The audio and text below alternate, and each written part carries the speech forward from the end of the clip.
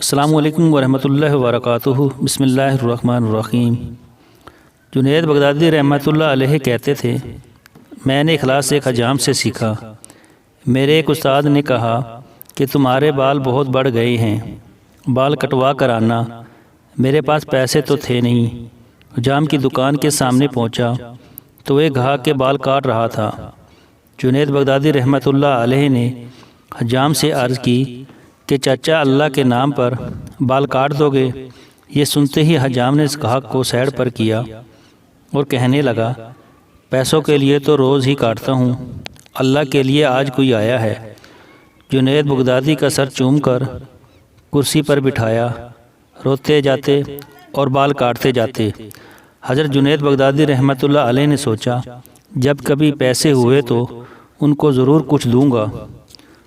عرصہ گزر گیا، جنید بغدادی بڑے صوفی بزرگ بن گئے۔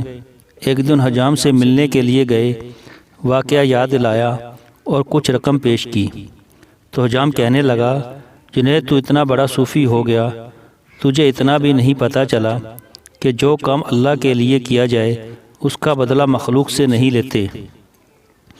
دوستو، ویڈیو اچھی لگی ہو تو لائک اور شیئر کریں، چینل کو سبسکرائب کریں تاکہ نئی ویڈیو آپ کو مل سکے۔ اللہ حافظ۔